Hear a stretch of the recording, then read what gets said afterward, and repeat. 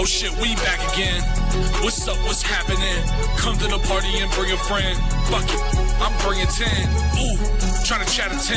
Big boy trying to chat a 10. She said I was catchy.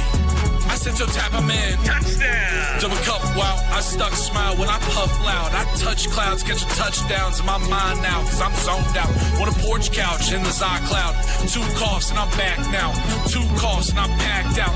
Somebody give me a drink before I gotta sit down. I'm making hits now with a smooth style. What's up, everybody?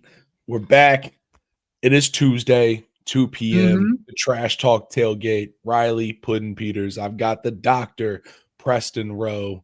We have NFL to talk about. But before we get there, we have breaking news to cover in the football world.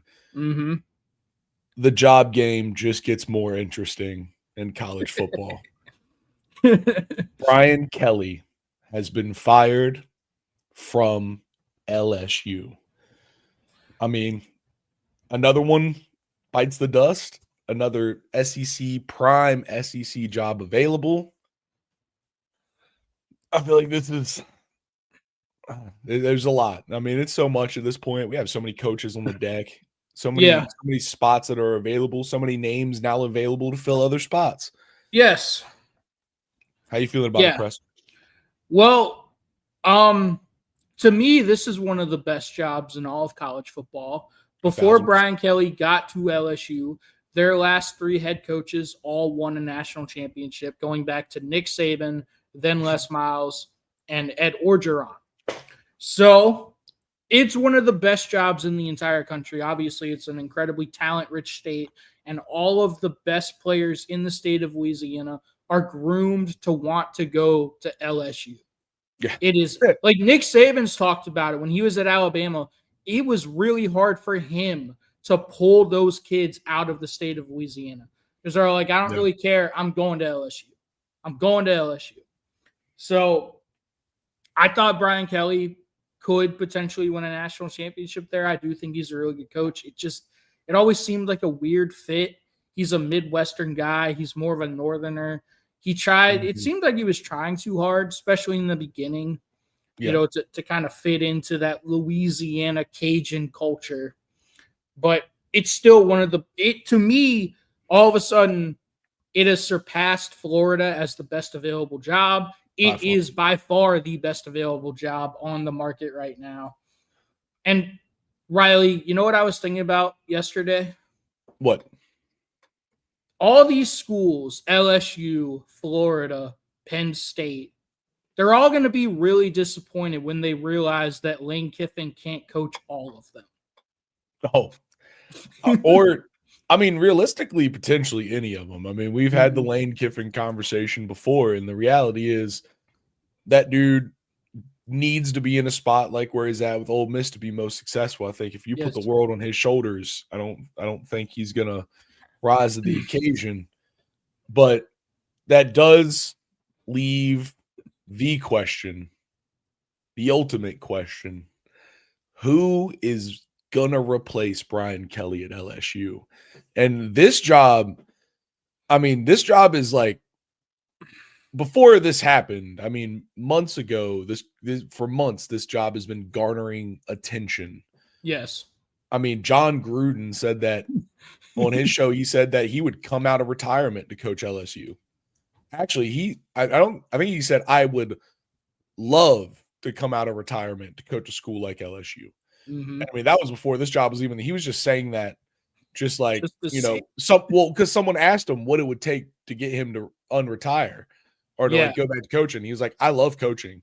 Don't get me wrong. I want to coach, but like, I'd love to retire, unretire and go coach a school like LSU. That's what I would want. And so, I feel like this job may legit bring some boys to the yard that no one really knew. That's the thing about LSU. Like, you see a lot of these jobs, like, a Penn State or even a Florida, where they're like, oh, we're going to go get Ryan Day. We need to try to call Kirby Smart or Nick Saban. Like, this is one of the few jobs in the country where you legitimately make that call and there's a chance they could say yes. Yeah. Like, it's still a pipe dream. Like, Dog, Nick Saban coached at LSU. He won a national championship. I bet you he would say LSU was a better job than Alabama. Like, I bet you he would say that because it has more of a fertile recruiting ground. It's easier to get talent to LSU. And like, if you're the athletic director, Scott Woodward, you call Nick Saban, you call potentially Urban Meyer. I don't think Urban Meyer would work in this day and age of college football. Yeah, I don't think. I saw that play out in the NFL when he was, kicking his kicker. Yeah, when he was kicking his kicker, allegedly. It just, but this is one of the few jobs where you're like, I don't give a shit. We're gonna make these phone calls and make them say no. Yeah. I don't know. I mean, you've got John Summerall, who's a really good coach at Tulane right now in your own backyard. You obviously, we know Lane Kiffin's probably going to be their first choice. I would go after James Franklin. I don't think LSU fans would want that because I think they're kind of delusional. But I think James Franklin's a hell of a recruiter, and he would understand. I think he would be good at LSU. No, I mean, who else are you thinking? Like, Eli Drinkwitz. I think the thing about LSU specifically is like, how many of these phone calls do they have to make out? Like, how many of these phone calls are coming into them? That's my thing.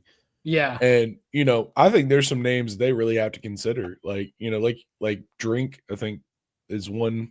They need someone that's going to fit into the culture. I think your point about Brian Kelly is a great point. Is he was just trying too hard to be part of the LSU culture instead of like letting it happen around him. And I feel like that did create a lot of the weird dissonance that we got. And that, maybe in some part, especially in the locker room side of things, point to some of the reasons why they've been lacking success with him as their leader, or not but lacking the real success, which is obviously the national championship. Yeah. So, they need someone that's going to fit into that culture, or that's going to be able to like let the culture be around them, not try to force themselves and not be unnatural in this culture. And so that's really where I see the challenge for them, is not trying to get like, I don't think James Franklin works at LSU. That's fair. I think it's going to be a weird one for him. He's got that kind of same Midwestern, like mid-Atlantic coal miner mentality, which is tough and it's cool, but it's like, it's not really, they've got something different. It's a different kind of toughness. And I think you need someone that's been in the SEC. I don't think someone that hasn't really been banging in the SEC besides like Ryan Day, besides like the outliers. But I think you need someone that's been in the SEC. If he loses to Michigan again, he might just say, fuck y'all. I'm leaving. Dude, I'm out. All right. I'm going. I can't beat Michigan. He's like, I can win natties, but I can't beat Michigan. I'm going. Ohio State's going to be missing the Orange Bowl. But no, I mean, I think it's just such a crazy slate. I mean, I think there's names that are on the board that we can't, like, we don't even comprehend, Like Dan Lanning, could he leave Oregon for this job? I don't think he would. But at the same time, if there was one fucking school where it would be, goddamn, is LSU not one of them, right? Like, that's the thing, right? That's the thing that we're going through with this is like, realistically, there's a lot of coaches that are in great spots, but this is a fucking phenomenal spot. It's got the money, it's got the culture, it's got the facility, like the perfect combo. It's really one of the greatest jobs out there. You're gonna be stepping into a sick roster. Like a really good roster. So So to your point, Riley, I want to make 2 quick points. To your point about the roster, that was kind of Brian Kelly's downfall, is he's had 2 legit NFL quarterbacks. Obviously, all about Jaden Daniels as a Commanders fan. He had him for 2 years, and they had Malik Neighbors, Brian Thomas Jr., and Jaden Daniels all on the same offense for 2 years. Their offense was legit. They just couldn't get the defense right. Their defense was fucking awful. So, like, And then you bring in Garrett Nussmeier. Last year, their offense was okay. They had a good offensive line, and but their defense wasn't that great. Their defense is elite this year. Their offense is the problem. Brian Kelly was never able to pair up a great offense with even a good defense. And the 1 year he has an elite defense, his offense is awful and dog shit. So if you're LSU, you're like, look, man, you've had 4 years of elite level quarterback play, like NFL dudes at the quarterback position, and you squandered it. You squander those opportunities. And sometimes you have a window to hit and you just miss your window. I am going to shout out Dinker. Hopefully Dinker joins us. He's not in the chat right now, unfortunately. But who I've been thinking might be a really good fit there? What? I think if you're him, no. I'm Johnson. Fucking threw me off, dog. I'm sorry. I think you're gonna agree with this, man. Like I don't think if you're LSU, you get to this point because I think you'd probably want a bigger name. That's the thing with their athletic director; they go after big names. But just give me a guy that's going to win games and understands how to build a winning culture. You got to call Brent Key.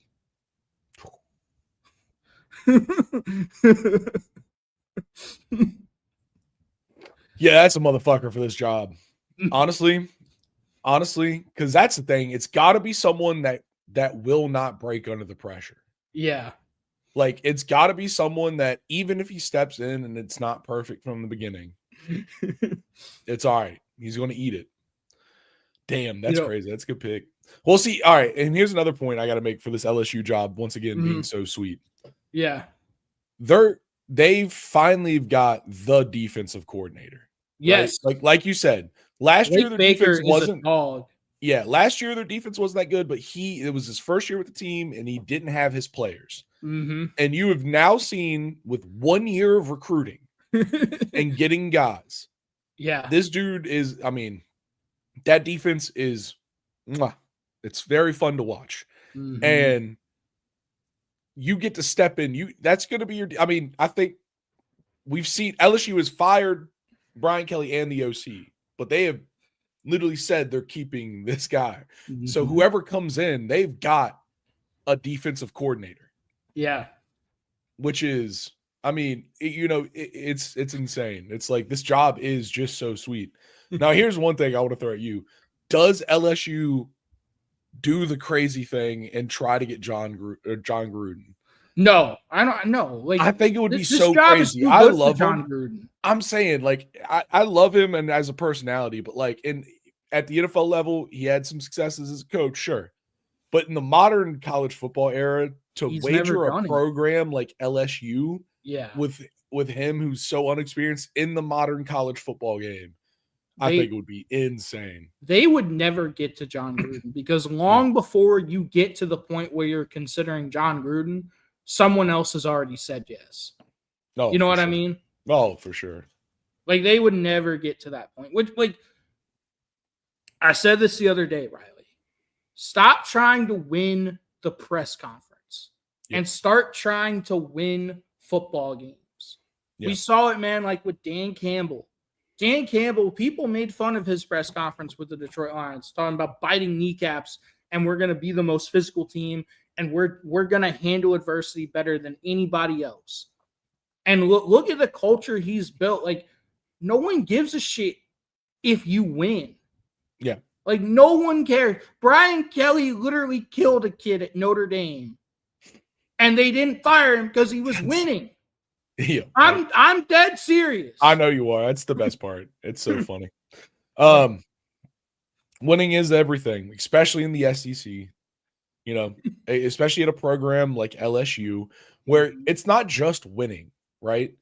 Like, that's the thing. You're not expected to just win. You're expected to win it all. Yes. You have national championship expectations every single year, and it doesn't matter how good or bad your team is. That's just what people are expecting of you because you're at LSU. which a lot of these fan bases have national championship expectations, but that's not the reality. At LSU, it is the reality because they've seen it done with 3 different coaches. Yeah. Like, so, I mean, look, man, it's just, I'm telling you, Kirby Smart would not want to see Brent Key with those LSU athletes. Yeah, nah. If Brent Key could get his quarterback, like, I mean, that's really it, dude. That's all he needs. If he gets his quarterback, I mean, that system is dirty. You know he's going to get the offensive and defensive lines right. Like he understands and values the Bubs. He understands how important they are. Exactly. But if you're LSU, you want to hear a fun fact, Riley? Yeah.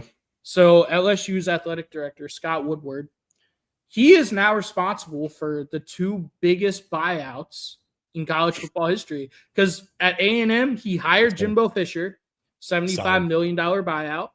And now Brian Kelly has a $54 million buyout. So, yeah.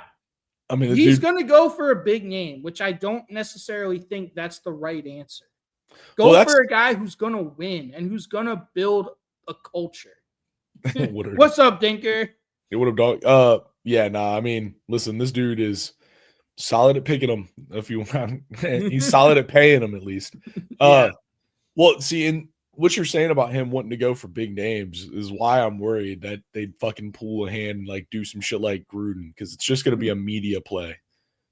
Like, and I'm worried at this point about fucking LSU doing exactly what you're saying and trying to win the press conference. It's LSU, man. Just go get a guy who wins. Yeah, like dude. Brent Key at LSU would be devastating to the SEC. Yeah. Like, I mean, yeah. You already have the defensive coordinator. You have the squad, specifically the defense. Like, you're just coming in to like reorganize everything and get the team to balance out. That's like your job.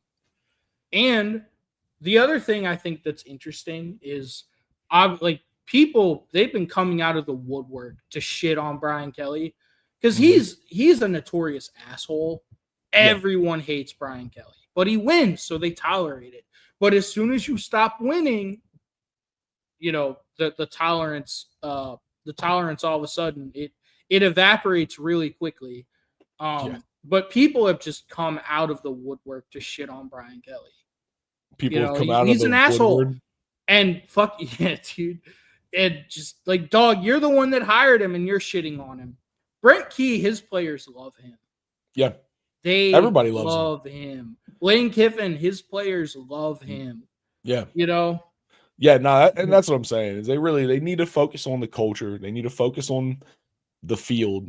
You know, get a guy in there that can just bring some fucking balance to the force. Because this team has been kind of lost, just trying to find, like you said, they've had one piece but not the other for so long. You just need someone to bring balance to the force. They've never been able to pair it up. They had a great offense with Jaden and Nuss last year. Dog shit defenses. Like, if they would have had, bro, imagine that Jaden Daniels offense with this defense. Yeah. You're talking about a legit national title contender. Oh, for sure. You know? Yeah, dude. That I mean, that offense was insane. You already ran it down, but it really is. Malik Neighbors, Brian Thomas Jr., Jaden Daniels. I mean, Will Campbell on the line. All those all NFL the linemen. graphics. Yeah, dude, all of them. It's like it's crazy.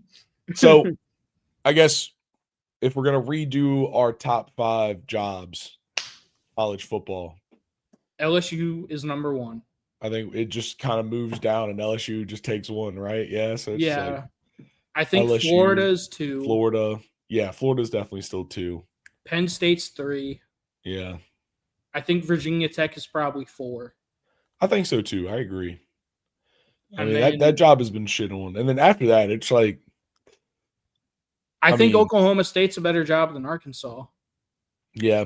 Because at least at Oklahoma State, you're in the Big 12 and you have a chance to compete right away because they're all the same team. Arkansas, you're dealing with the SEC and you don't have a lot of success to show for it anyway. So, I mean, That's fair, but at Arkansas, you can go and have if you have 1 10-win season, they'll think you're amazing for 10 years. That's true. But I don't. I think that last spot really is. It's like I think it's Arkansas, Oklahoma State, Arkansas. It's like right there because I think you're right. It's like you get to compete in the Big 12 and potentially win in your conference. But also, like, if you get a fucking couple diamond in the rough at Arkansas and you have a crazy year in the SEC and you shake it up, yep. I was about to say that Walmart money. Dinker, are they spending it on football though? Like, they went out and got. I'm not fucking with you. They're spending it on women's volleyball. They're trying to make the SEC competitive in women's volleyball. I mean, yes, Arkansas does have deep pockets, but that doesn't really matter if you're not prioritizing the football program. And I don't know. Maybe they will. Maybe they've learned their lesson. Maybe they will start doing it. But they just went out. They got John Calipari from Kentucky. They're obviously, like Riley said, women's volleyball and basketball. So I don't know if football is like a huge concern for them. Yeah. Yeah. It was a feel-good story. And I think you're right, Dinker. That's the thing about Arkansas for me is if they get the right coach, they could be a great position. But you need to be like, it's not a plug and play. You have to be the kind of coach like that is a semi-dilapidated house that needs lots of work, and you have to do it all yourself. And that's the thing about Arkansas. The other thing about Pittman, like his player, he was not an asshole. His players loved him. John Summerall is another good shout, Dinker. I think he'll probably go for either LSU or Florida. That seems more of what he might do. But what I was saying about Pittman is his players loved him. He just wasn't very good at hiring coordinators. And that's a huge part of your job as a head coach is to know what you know and, more importantly, know what you don't know and go out and hire guys that do know those things. Yeah. Like, that is your role as a CEO head coach. If you don't know X's and O's like a lot of other really good guys, you need to go out and get those guys on your staff. And I don't think he did a very good job of that. But that's just all part of it, man. All right. This is a huge, LSU is, I'd argue it's a top 5 job in the country. This is crazy. LSU is the job, I think. All right. The last perspective of this that I think we need to hit before we move on. Where does Brian Kelly go? Now that he's out of LSU, where is his best destination to go? Honestly, yeah. We haven't talked about this job, but I think he would be a really good fit. Brian Kelly is really good. Brian Kelly is a really good football coach. He's really good if you need to build a culture back up. He's really good at just consistently winning, but I don't think he'll ever truly win big at a place. He's shown that at Notre Dame. He couldn't do it. At LSU, obviously, he couldn't do it. Yeah. I think Brian Kelly might go somewhere where the expectations are, far where there's a lot less pressure and expectations. That's what I'm trying to say. Yeah. What if he went to a place like UCLA and just kind of built that program back up? Oklahoma State's another good one. Yeah, all those teams, Arkansas, Oklahoma State, UCLA, I think all of those, if they could pull someone like if they could pull Brian Kelly, they would. Imagine if Arkansas pulled Brian Kelly, they would probably put all of Walmart into his pockets. But I can't help shake the feeling that fucking Penn State's going to pull the trigger on Brian Kelly. I don't think they'd like that. I don't think they'd be happy with that. They've UCLA's got Big Ten money now, Dinker. Yeah, see, the thing about UCLA is they have a weird but also very rich alumni base that they just don't fundraise from. So but if you get the right coach, like someone like Nick Saban, I'm not saying they're going to get Nick Saban. I'm just saying like someone with a personality type like Nick Saban, Like they say that one of the things that Nick Saban really brings anywhere he goes is he is an amazing fundraiser. Like he does shit to get money out of pockets and into the programs. So like, but UCLA, they just never had anyone that gave a shit to do that. So like, that's what they need. They need someone that's there that's like Preston said, to rebuild their culture. I mean, from absolutely zero to up. I mean, I think that would be a very interesting job for him. But man, in the Big Ten, yeah. Not Brian Harsin. I'm just telling you, man, like I think a lot of these jobs are gonna go all in on Lane Kiffin, and I just don't know if he's gonna leave. Well, and that's what I'm saying is like I don't think he's going to leave either. But even if he does, he can only do one of them. Mm-hmm. And if he's doing one of them, I mean, you'd assume he's going to take Florida or LSU. You know? Yeah. I mean, we think LSU is the better job, and I think a lot of people would agree with us. But at the end of the day, it's in his mind which one he thinks is better. That he has his own set of reasonings. But I think if it's not one of those two, his set of reasonings is flawed. He wouldn't be good at Penn State. Like, I don't think he'd be good at Penn State. I don't know, man. Those people love a dickhead. I mean, let's just go in. They need someone that can win. That's the thing is like, I think Penn State would do a move like being like, I don't know, man. This dude's been at Notre Dame and LSU. Let's get him. Speaking of Lane Kiffin, did you see what he said in response to Brent Venables after their game? Oh, no, what? Brent Venables said it just sucks because we had the better team and we lost. And Lane Kiffin heard that. And in his press conference, he was like, well, I guess when they lost last year, they also had the better team. Yeah. I don't know, man. Like, I've never understood talking shit when you lose. Yeah. Like, why are you hyping up your team when you lose? Like, just all that's doing is just making you sound salty and bitch made. And I love Brent Venables, but don't do that shit. And then, of course, Lane Kiffin, the always troll counter troll. Yes. Troll counter troll. Which is why he's so perfect at Ole Miss, dude. Oh, yeah, no, for sure. I'd be surprised if Lane Kiffin leaves, but at the same time, he's got to be getting numbers thrown at him that are probably ridiculous. And there's only I don't know. There's a lot of coaches out there. There's a lot of jobs now available. And it's going to be interesting to see the way this settles. I know a lot of it's not going to happen until the season's over, but still, it's going to be crazy to see how this plays out. I think a wild card that no one's really talking about is Eli Drinkwitz. Like, does he leave Missouri?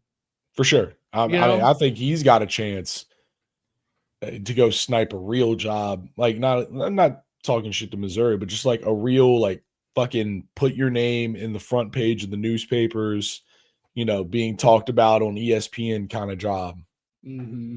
And I think he's someone, he built Missouri from fucking Missouri. I mean, it was fucking, and now he's a very solid coach. He knows what it's like to literally have to rebuild a program from nothing. Yeah. And he's going to walk into positions where he's not even going to need to do that, but he's got the skill set to do it. So, and he's proven that he's very good at adapting to the changing college football landscape. Because I don't know if you know this, Riley, but when NIL first became a thing, Missouri was one of the programs at the forefront of that.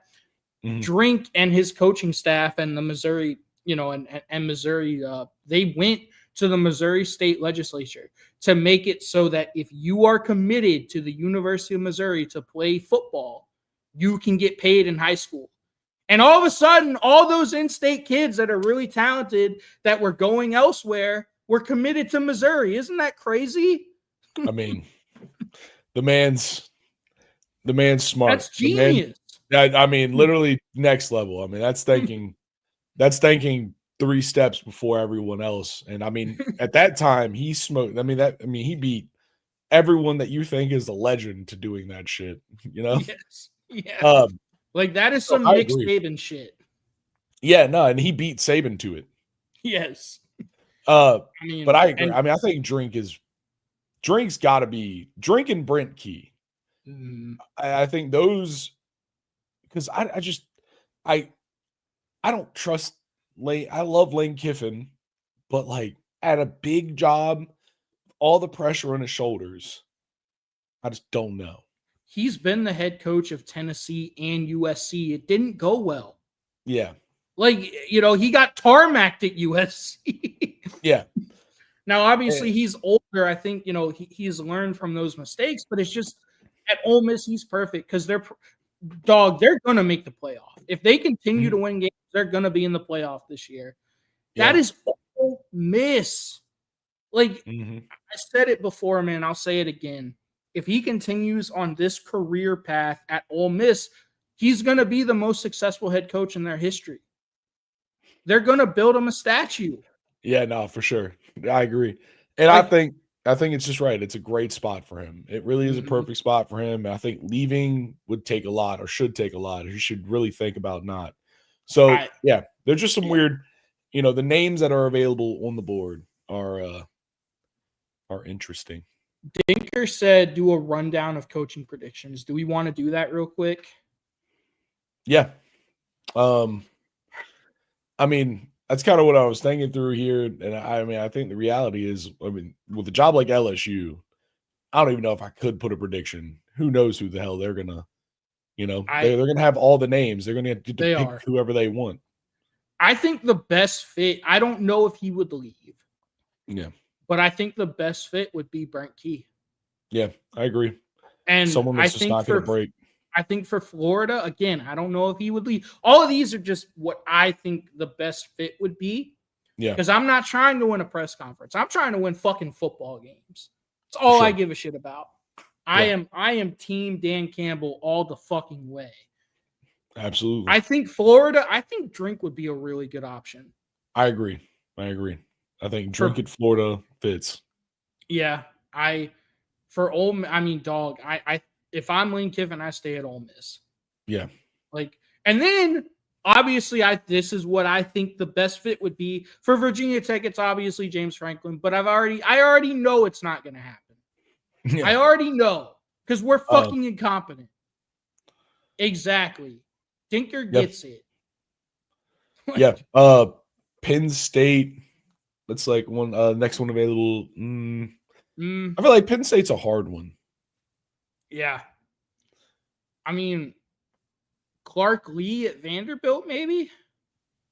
Maybe. I mean, I don't know. They absolutely Penn State fucked up. That's really it's such a thing. They're like, who the fuck do they get? Like now that all these jobs are on the board. It's just exactly. Because, bro, obviously they were one of the first schools to fire him. And they're like, oh, we're going to be the best job available. But then Florida opens and now LSU opens. You're not going to get your top choice. No. You're just not. Now they're going to lose in recruiting better than Penn State. Yeah. It's just, Dinker, what do you mean, man? You're not happy? Obviously you're not happy winning 10 games a year. Obviously. Yeah. Obviously, look, man, Penn State fans are going to find out real quick it can always get fucking worse, and that the grass is not always greener. I don't know who they go hire. Yeah. I mean, it's such a hard one because, I don't know. Summerall, maybe. I mean, he's next best. Pat Narduzzi at Pitt. Oh my God, they would hate that. Oh. That's so funny. Yeah. I don't know, man. Penn State's a hard one. And it's also kind of hard to pick those bottom ones too, just because it's really gonna take it all depends on who LSU and Florida take, right? Yeah. That's the reality of this whole thing is if LSU and Florida do something stupid and go get someone, they make a stretch or they do something crazy, they pull a crazy name out the hat. And some of these names are left on the board or in different spots. You're like, ooh, I don't know. And here's the thing, right? We might not be done. Auburn could open. Wisconsin could open. This is going to be one of the craziest coaching cycles we've seen in a long time. Just Yeah. all of these premier jobs. We've already got 3 of them, Penn State, LSU, and Florida. But there's going to be more coming down the pipeline. And I feel like there's not enough, quote unquote, quality, like big name coaches that these schools are going to want to hire for all of these, openings. Yeah. I don't know, man. But we do got to move on, unfortunately. Yeah, no, we got to move on. Spent a lot of time talking. Also, Eric Morris for OK State. That is a sleeper. I mean, what about Blake Baker? What about the DC at LSU right now? Why not just promote from within? I think they want to keep him as a DC. Yeah, that's fair. I mean, they've expressed that is the intent, is to keep him as their defensive coordinator. Mm-hmm. I mean, I just sometimes, sometimes a defensive coordinator is a better defensive coordinator than he is a head coach. Yeah. And I think they want to ride with that guy as the DC and do. I mean, that's just kind of what everything they've said points to. But I agree. I mean, I think he is a great coach. All right, but let's talk about some NFL games. Let's talk. It wasn't a great week of the NFL, but No. Dog. We should hit it. We should hit this shit in the Express because we spent 36 minutes talking about this. But goddamn it, it's big news, bro. No, listen, I would have rather talked about this in the NFL because I got to be honest, I didn't really watch much of it. Yeah, I know. So you were busy this weekend. I had to. Oh, dude, yeah, I was busy. Yeah. All right. Look, man, I continue to say it. I don't understand this Falcons team. They are an enigma. They just, right when you think you can trust them, they go out and they do that to the 1-6, now 2-6 Miami Dolphins at home. The Miami Dolphins. They made Tua look like a good quarterback again. He had 4 touchdowns, only 6 incompletions. The Falcons were 2 of 11 on third down. That's going to do it. And when you're 2 of 11 on third down and when you turn the ball over one time and the Dolphins don't turn it over at all, that's going to lose you football games. Yeah. That's I mean, dude, the Dolphins. I can't believe it. Ooh, Dave Aranda. That's another good one. Baylor might come open too. I don't know. But yeah, man, like the Dolphins, they're now 3-4. If you trust this Falcons team, I don't know what the fuck you're smoking. Yeah. One of my coworkers is a Falcons fan, and it's fun talking to him every week. The highs and lows. I mean, he very much. I was like, dude, listen, I'm a Commanders fan. All right, I got you. Anything you got, I feel. Yeah. Whatever problems you have, I feel. Riley. Yo. We got to change the graphic. Nah, dude. We can do it this way. Hold on.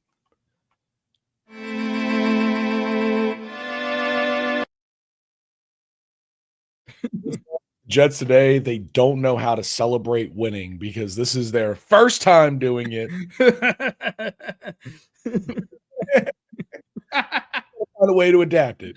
Oh my God. 1-7 Jets, baby. Woo! It's just, look, man, how do the Bengals always screw this up? You had a golden opportunity to potentially make the playoffs because you have a dog shit easy schedule on paper these next few weeks. People are like, oh my God, they might actually go on a winning streak. They could get Joe Burrow back for a playoff run. And you fuck it up by losing to the winless Jets. The Jets. Oh my God, dude. It's just I fucking hate the Bengals, man. Mm-hmm. I hate them. And this was such a close game. It literally just the fourth quarter explosion from the Jets was insane. Oh man, Riley, Jets. I don't have a whole lot to say about this game other than the Bengals. They just continue to lose games in the most frustrating and ridiculous fashion. They just continue to lose football games that they have no business losing. And look, man, I do want to show you something really funny. You know what might be a contributing factor to why they continue to lose these heartbreaking games that they have no business losing? What? When your first round draft pick defensive end has go look at his stats, Riley. Go look at his stats. Go look at Shamar Stewart's stats. One tackle. One tackle. Total. It was an assisted tackle. Look at his career. Look at his 2025 stats. 3 total tackles, 1 solo tackle, 2 assisted tackles. Look at his projected stats for the season. That's crazy. 6 total tackles is what he's projected to have. That's fun. Dog, did we not call this? I mean, listen, dude, a true first-round draft pick. And if you watch the game, one of the biggest plays in the game was a read option where Justin Fields kept the ball. And Shamar Stewart, you have one job. He was the read defender. He was unblocked. And Shamar Stewart followed the running back. And he just left it wide open on the backside for Justin Fields to run for a first down. I love a read option. But dog, we saw that shit in college. Yeah. Him fucking up read option plays as the read defender was in his highlight tape in college. I remember that. I don't understand. Dinker, you're right. You're right, man. Traits over production, 100%. I don't give a shit. Like, the NFL, obviously, I mean, look, man, Anthony Richardson was the 4th overall draft pick. Yeah. Fucking the NFL clearly does not give a shit how good of a football player you are as long as you can fucking broad jump 11 feet. Well, of course, now also remember in the reverse but same idea, Will Campbell sucks because his arms are short. Yeah, man. You know, like it's crazy how this shit happens both ways. Like you can look at a player on tape and see them playing incredibly throughout, you know, an entire career with someone, you know, like Will Campbell, where you had tape on him years deep. And they're like, right at the last moment, it's like, he's got short arms. He's not going to be good. And you're like, what? And then, you know, the same thing, like we're talking about Shamar Stewart. You watch tape and he's lacking consistent production. And then, you know, no, look at him, dude. He's got all the physical intangibles that you need. Yeah, it's crazy. No, Riley, speaking of watching the tape, what do you think we would say for something like that? It's a crazy concept. I got the moral is go watch the tape. Fuck you, watch the tape. Fuck you, watch the tape. Your point about Will Campbell is great, man. Will Campbell started as a true freshman at left tackle in the SEC. Yeah. Like, what are we doing? Yes, he's a damn good football player. Joe Burrow had small hands. Remember that? Yeah, Joe Burrow had small hands, of course. Yeah, no. It's just all that shit. All right. Yeah. The Patriots smushed the Browns. We talked about this on Friday. Look, man, Drake May is quietly becoming a real MVP candidate. Yeah. Dog, look at it's crazy what happens when you go out and actually hire a really damn good football coach that has a proven track record of winning games despite the whatever talent deficiencies the roster may have. Yeah. You know, it's crazy what happens like that. Yeah, dude. Vrabel, I mean, he is finding a new home here. Yes. I mean, they are Travion Henderson, he really let him go this game. I mean, we've been kind of waiting. We saw flashes, obviously, the preseason. He returned that kick against the Commanders in the preseason, and everyone got excited. And then it's just been like waiting. But 10 carries for 75 yards. I mean, that's a good game out of the rookie. I also love that Myles Garrett got 5 sacks, and their team their offense put up 13 points to help him with his 5-sack game. He looks miserable. Did you see his press conference at the end of the game? Yeah. He was like, I would throw that performance away for a win. Yeah, Like, dog, I feel for him, but I can only feel so bad because you chose to re-sign with the Browns. Exactly. You chose to take that money knowing that the Browns were going to suck ass. Yeah, that's fair. He's like, no, I also saw one where he was like sitting, it was like him sitting on the bench in the fourth quarter, just all sad. He was just like, it's like, yeah. But the Patriots, dude, you're right. Drake May, he is slowly building himself as an MVP candidate.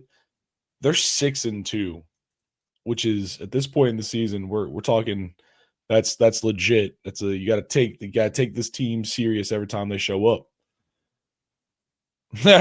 You're right, dude. He hasn't swung a helmet that hard since Mason Rudolph, dude. It's true.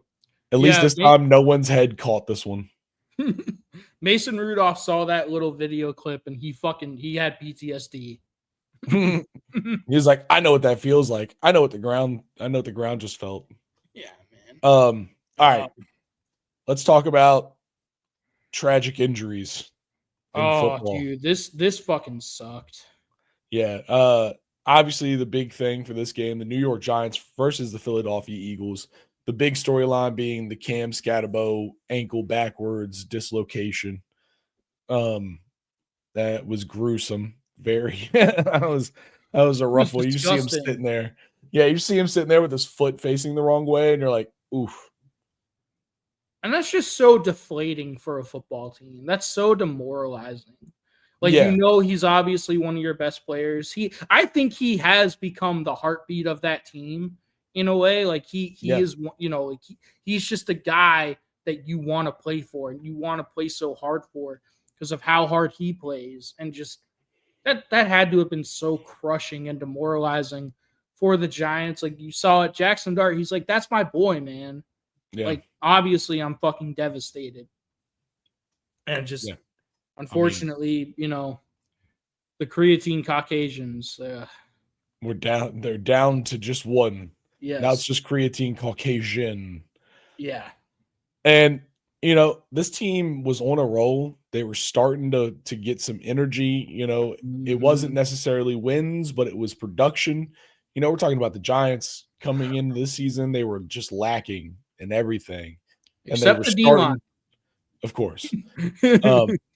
But, you know, and they were starting to feel that energy and they were starting to get that energy. And it was these two dudes that were doing it. And now Cam Scatterbo's done for the season. You know, he's gone away and he ain't never coming back. Nah. But, I mean, that's a rough injury. And that's just a shot in the foot. And you see it, dude. 38-20. We call that one a hurt player game. If a star player, if a heartbeat of your team goes down, man, it takes a lot to bounce back from it. It's hard to recover. Yeah, this Giants team just doesn't have that, I don't think. And then on the flip side, the Eagles, they had, you know, A.J. Brown, he was out with an injury, but they were still finding ways to get their playmakers the ball. They're finally throwing the ball to Devontae Smith and Dallas Goedert. Well, they always threw it to Dallas Goedert, just not in the end zone. Yeah. They threw it to him at the 2 to get him to the 1 so they could tush push their way in. I mean, but now they're switching it, and it's nice. It's nice to see out of them. Yep. Yeah. All right. But I mean, that's just a smushing though. 38-20. The Eagles are 6-2, man, and they are starting to build some real momentum. Their offense is looking a lot better than it was. And you know, if Jalen Hurts continues to play like that, they're once again a Super Bowl contender. So they're back in the race. They are. All right, let's talk about some more Super Bowl contenders. The Buffalo Bills. The Carolina Panthers coming into this game, we're starting to look hot. But, I mean, leave it to Andy Dalton, dude. The Red Rocket himself to rip apart, just to dismantle any bit of confidence that the Panthers could have coming into this game. This is all you need to know, Riley. Josh Allen threw for 163 yards, only 1 touchdown, and they put up 40. Mm-hmm. Well, that's because James Cook the third. I mean, he ran for 260. I'm not gonna leave that beautiful ginger alone, conservative dinker. He deserves every bit of what I'm giving him. He knows what he is. He shouldn't be playing football anymore. He knows that. No. He's been collecting the backup quarterback paycheck for fucking 5 years now. He's just been surfing the bench of every team that'll take him, just looking for $1 million here and there. Yep. I have no sympathy for Andy Dalton. I used to love him, but he's now become the villain. But James Cook III, he became the hero. 216 yards, 2 touchdowns, 11.4 average. I mean, phenomenal. In the NFL, that's Madden numbers. It is. And Riley, shout out to the Bills defense. They had 7 sacks. Yeah. You're not going to win many games if you can't run the ball and if you can't protect your quarterback. And just getting absolutely dominated up front. They had 9 quarterback hits. That's absurd. You're not going to win games that way. Especially if the quarterback is Andy Dalton, who is an older quarterback. I mean, he's going to eat he's eating those shots, dude. He's not a young guy. No. I can't imagine Andy Dalton woke up on Monday spry. No. That motherfucker, he had to hit the cold tub heavy. Oh, dude. He was just in the tub, in the sauna. He was like, I don't want to feel. I can't feel anything. Oh, speaking of not feeling anything, I want to check on our Bears fans. I mean, there's no pulse. There's no pulse. Speaking of there's no pulse, I'm feeling a pulse in Baltimore. Yep. They finally don't want to end it all. That city really relies on the Baltimore Ravens. Yeah. And this year has had to be a rough year to be in that city. It just generally isn't that great. And they all know it. I live there. And everyone's like, just our sports team doing well. That's what get us through. The Ravens are amazing. And that's what it is, but not this year. But Riley, we've talked about it ever since Lamar got hurt, even going back to the playoffs. You bring in Derrick Henry for a reason, to run the ball when you absolutely need to run the ball and to ice games and to win games. Yeah. But when Lamar got hurt, they just went away from Derrick Henry. They weren't running the ball with him. And we finally saw a game where they gave him over 20 carries. And it showed. Yep. They were able to keep that Bears offense off the field. They were able to kill clock, and they were able to turn Caleb Williams over one time. And look, man, the Ravens, this was a huge win for them. Massive. Yeah. Because now you've got momentum, and Lamar's going to come back. For sure. The Ravens, if they start winning some games, man, they're going to be right in the thick of this AFC North race, which is crazy. I mean, it happens. And they are, dude. They're very close to being competitive. That's just not a great thing out of the AFC North. That's, interesting division. But yeah, dude. Did you see the video of DJ Moore? Oh no. Oh, what? Dude. Oh, I don't know if we have it, but it was late in the game. Caleb Williams, he's scrambling around and he sees DJ Moore wide open. There's no one around DJ Moore. He's wide open in the back of the end zone. And he overthrows him by a mile. And DJ Moore just shrugs it off and runs back to the sideline. That body language to me shows how used he is to just Caleb overthrowing like a motherfucker. He's just, get DJ Moore out of there, man. Give that man a decent quarterback. He's such a good wide receiver, and he still cannot find even decent quarterback play. I don't have the one you were talking about, but we're going to talk about DJ Moore. Let's talk about DJ Moore, because I did see this one. I mean, That's literally, a bad throw. it's such a. I was about to say, like, Caleb's lucky that DJ Moore is such a good wide receiver. Yes. Because he identified how bad the start. Look, he's. Yeah. All right, that's him. I just want to make sure. Yeah, that's DJ Moore. I just want to make sure. So he's like, all right, it's not coming to me. Oh, he's like, oh, shit, that ball is coming. Yeah. And he just took off and was like, give me that. Like, Caleb, DJ Moore is an amazing wide receiver, and he is just stuck in Chicago. I want an apology from Bears fans, man. I fucking told you this before he was even drafted. I've been saying Caleb would not be a consistent franchise quarterback going back to his days at USC. Like, he's not consistent. He's not an NFL quarterback. He's great at backyard football. But if you notice, look how wide open DJ Moore was on that play. Yeah. And he still almost fucked it up. DJ had to catch it one-handed. Yeah, he's not a consistent thrower for football. Exactly, Dinker. DJ Moore is one of the best wide receivers in the league that no one talks about because of his dog shit quarterback play. He just keeps getting put in bad rosters, which happens, man. It happens to some of the best of them. It does, man. Like, Bears fans, you owe me an apology. You just do. I think I was right. Riley, I'm sorry. I think I was right about Caleb. Yeah. If you haven't watched our Caleb Williams video, please go watch it. Dinker, I think you'd very much enjoy it. It is the Bears Poverty Franchise video. We have receipts. The DTT always has receipts.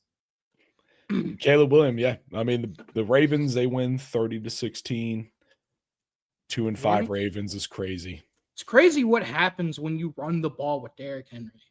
Yeah. All right. Yeah. The Texans and the 49ers. Ooh.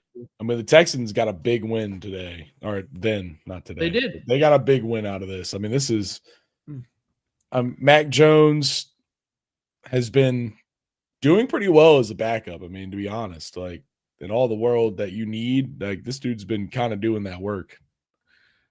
You know, Dinker gets it. Dinker, I don't care that he paints his nails. I don't care about that.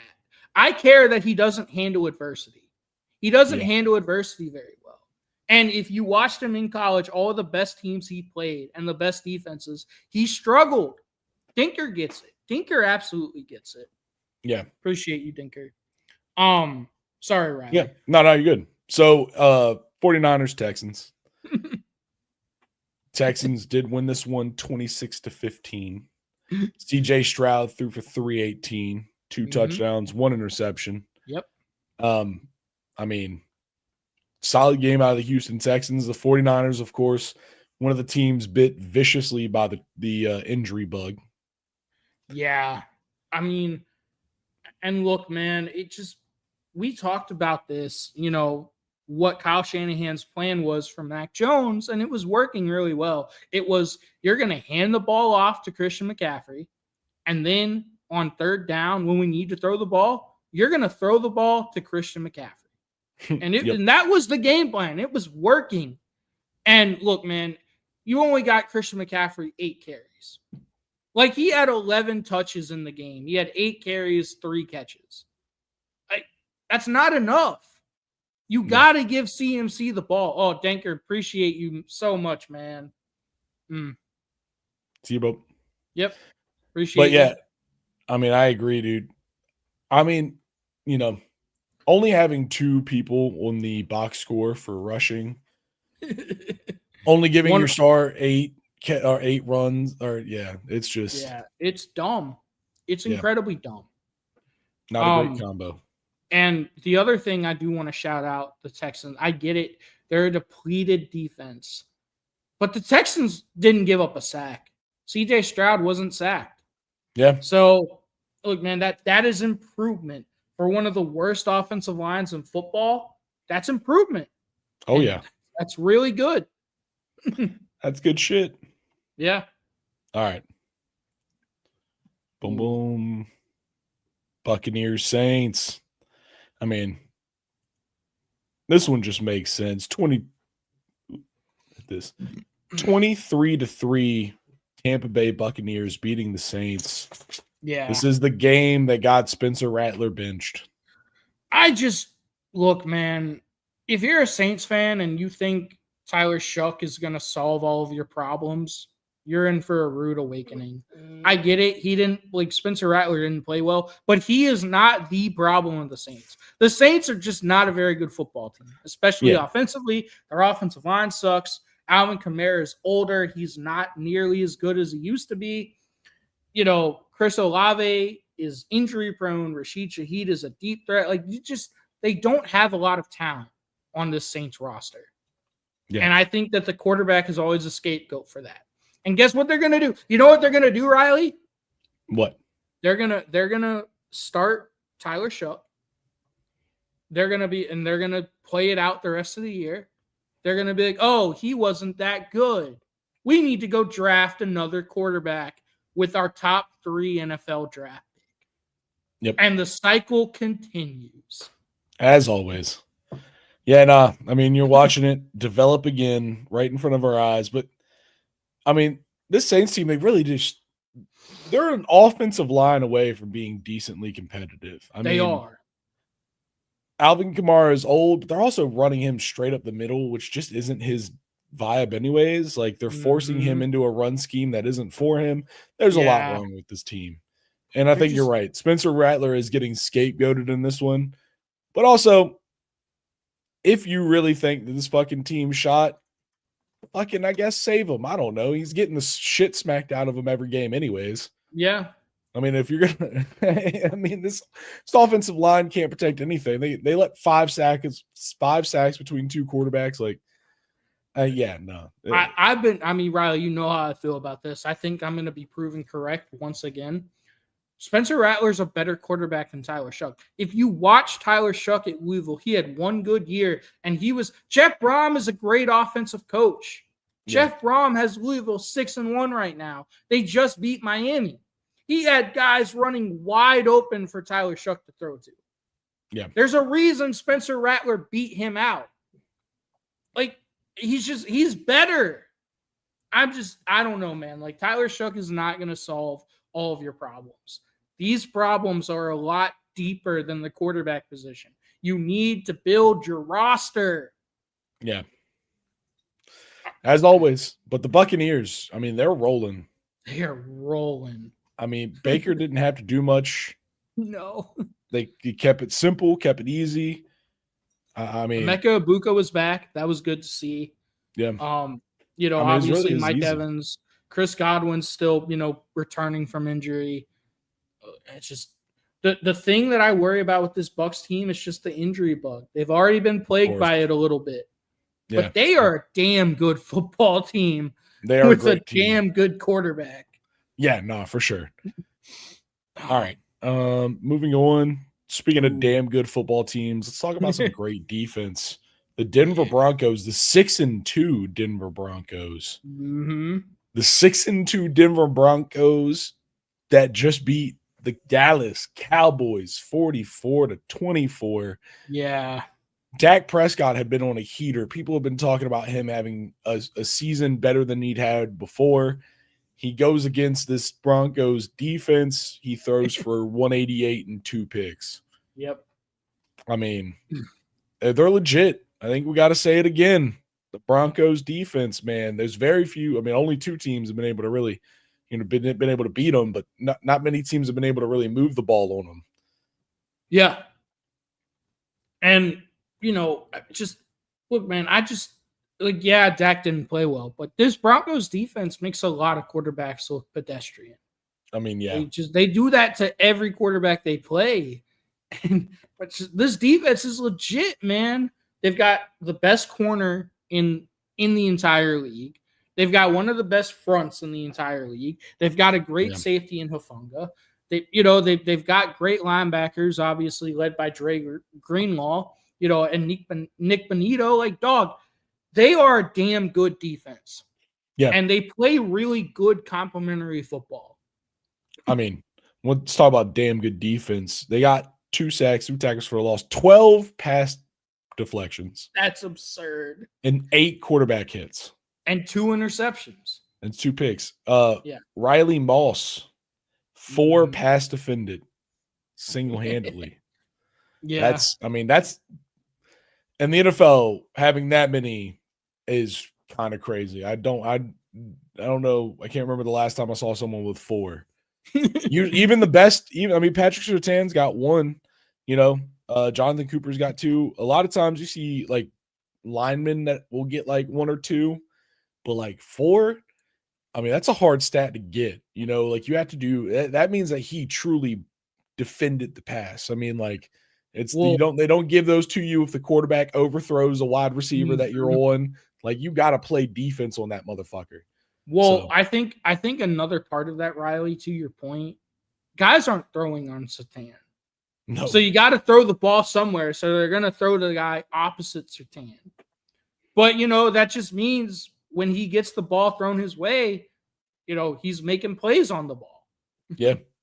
Now they've got a deep and vicious secondary. Yes. Riley Moss, Jade Barron. Yeah, dude. Jaquan McMillan. It's Patrick Surtain, obviously. Haifunga back in the back at safety. Like, just they got a mean team all over that field. Might I say it's a Jack Lee secondary? Oh, dude, you can't imagine all the X factors on that team. Can't wait to the update. Get all the X factors on the Broncos defense. Yeah, man. Yeah, no, it's a mean secondary out there. It's disgusting.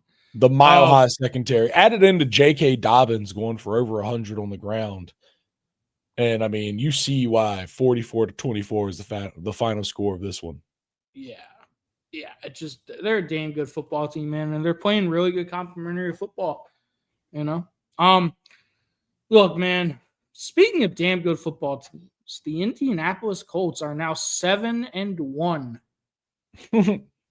Yeah, this is a fun game. This is 7-1 versus 1-7. Riley, am I crazy? Just hear me out for a second, okay? All right. I get it. A lot of people last year were claiming that Saquon Barkley should have been the NFL's MVP, and I wasn't mad about that.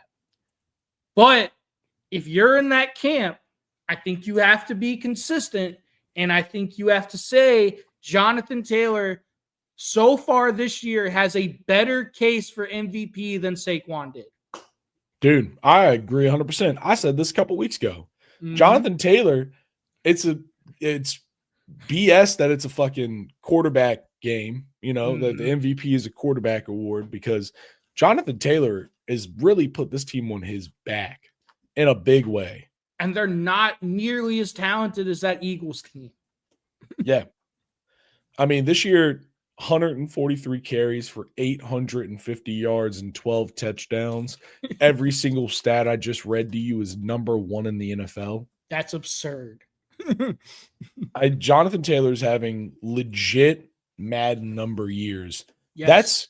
That puts him on pace for the 2,000-yard season. Mm-hmm. That's it's crazy because teams, they still haven't figured out how to stop him. That offensive scheme with Shane Steichen is so good. It's hard to defend. It's really hard to defend because now you've got and they play. He is such a huge benefit to Daniel Jones because he takes so much pressure off of Daniel Jones. And Daniel Jones is able to go out there and just make easy reads, make the easy throws, something that Anthony Richardson was never able to do. Look, man, this is a really damn good football team. It's Jonathan Taylor is the engine that makes this offense and ultimately this entire team go. Yeah. No, for sure. And when you have a premier back like Jonathan Taylor, you give him the ball, you let him run, and then you work your offense around him. And that's what they've done. And they've done it to a 7-1 record. All right. Now, Riley, just to talk about the Titans. Okay. Who has the worst record at the end of the year? The Titans, the Jets, or the Saints? Who gets the number 1 overall draft pick? I think it's going to be a tie, and I think all of them finish with 1 win. I could definitely see that.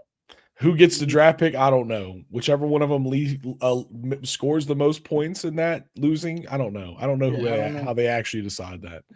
But I don't know, man. It's hard to pick either one of those teams to win a game. The Jets have the best chance of winning another game, I think. I agree.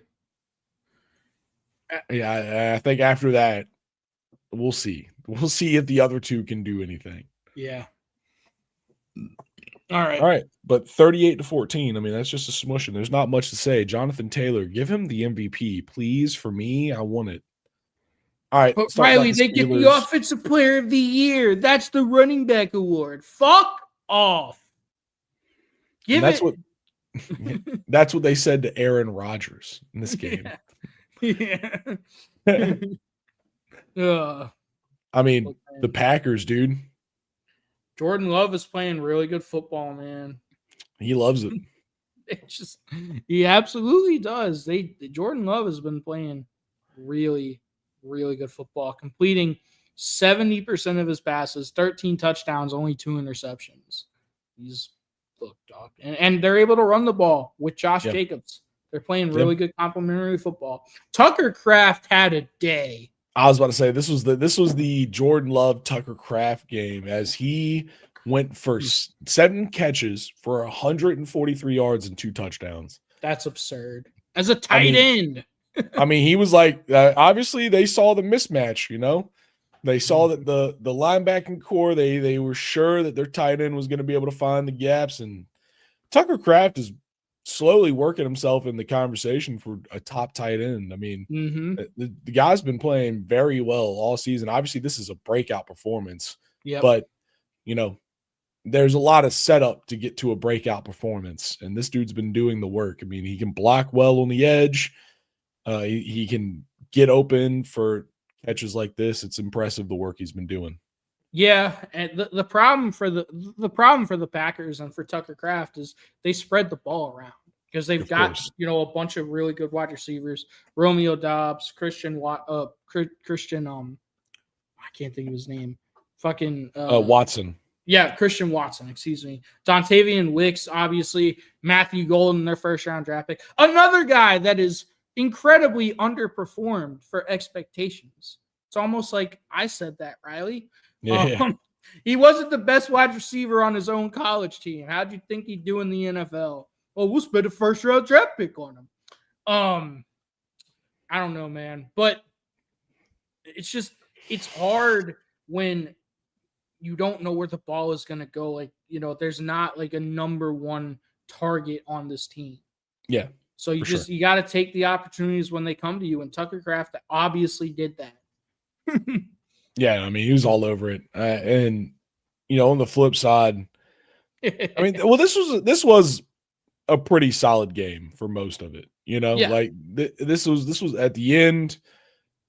Green Bay really kind of turned it on in the fourth quarter. I mean, they outscored Pittsburgh in the fourth quarter 21-6. And, you know, that's pretty much everything for this game as it ends 35-25. And I mean, yeah. The Steelers were 1 of 10 on third down with a turnover. That's not going to win games. No. You can't win games like that. You just can't. I don't care who your quarterback is. It's hard to win games like that. Ooh, Riley, speaking of winning games hard to win games, without Yeah. I mean, this is the last one. The Commanders versus the Chiefs. Honestly, I was just happy that we got to halftime 7-7. Yeah. This game, and the first half, our defense was playing really well. We got the 2 picks. But I mean, the second half, they were selling out for the run, and then we switched to throwing it with Marcus, and you know, it wasn't a winning combo. Our defense tried their hardest. We held them. No, they didn't. You left Travis Kelce wide open in the flat for like a 35-yard catch and run. All right, one play. We also got a pick off of them. Yeah. So they tried. But no, I mean, that really is the thing, dude. This is just we have a solid defense. When our offense shows up, our defense is lacking. When our defense shows up, our is lacking. We've had a lot of injuries. I mean, we've talked about the injury bug with a few teams today, and there's no injury bug quite like QB1. You should become an LSU fan, Riley. Yeah, right. Look, man, it's Travis Kelce. He had an emergence. Obviously, I talked about that one little catch that he leaked out of the backfield for, but he also had a receiving touchdown. Rashee Rice, Crashy Rice, shout out Jack Lee, 9 catches, 93 yards, and a touchdown. He had a personal foul penalty. He threw a football at a Commanders defender. And I don't think he meant anything by it. And then they immediately showed his fucking rap sheet on the screen and started talking about it. They're like, we were waiting for this motherfucker. We were waiting for him to mess up. We knew he'd do it. Yeah, dude. But yeah, I mean, this is just a tale of two halves. The first half, it was a controlled football game. Neither team was really doing much offensively. The defenses were playing well. And in the second half, Kansas City Chiefs, they put it together in just a consistent way. They didn't, obviously, Rashee Rice and Travis Kelce, they started coming alive. But really, it's one of those games, man. There's not much to say about it. They outgained you. They almost doubled your total yards. Yeah, for sure. 432 to 260. And, obviously you talked about the 2 turnovers. It's just this Chiefs team looks good, man. They look like they're finding their rhythm now that they got Rashee Rice back, Xavier Worthy back. Travis Kelce obviously had a vintage Travis Kelce performance. You don't expect Mahomes to turn the ball over twice. So it's just they are just finding their rhythm, and they're getting better and better and better. I don't know. Yeah, man. I mean, if Patrick Mahomes is going to have a bad game, this was this was the team to do it against at the moment, right? Without QB1, with the offense not being able to be as potent as they have been. Yep. I mean, we couldn't make them pay for the turnovers. No. And that's all that mattered. Do you think this game is different if Jaden plays? Oh, yeah. Do you think you win this game if Jaden plays? Because I don't know if you do. Maybe. I mean, I think if Jaden plays, we score a touchdown on one of them, at least one of the turnovers that we didn't score on. Because we didn't get any points from either one of those interceptions in the first. Mm-hmm. So I feel like with Jaden, we at least get a touchdown out of one of them, because one of them was short field. And then obviously we get the Zach Ertz 5 inches too short review. Yeah. So that was crazy. So that kind of stuff, I think with JD5 is just going to be a little bit cleaner. Yeah. Like on that drive leading directly to the Zach Ertz 5-inch measurement, Marcus Mariota tried to roll out of the pocket, ran into a lineman the play before and got a 6-yard loss. So that's hilarious. All right. Well, that's it, folks. We will see you again Friday, 7:30 p.m. Yep. For the prediction show. Mm-hmm. And besides that, I think we'll clean up and get out of here. This has been a wonderful episode. Thank you for tuning in. Please like, subscribe, comment on this. Follow us on all social media at Trash Talk Tailgate. Leave us some comments there, some likes on some stuff. Tell somebody about the Trash Talk Tailgate today. Yeah, absolutely. That's your homework. Yeah, but most importantly, keep coming back. We'll be back. We're going to get out of here.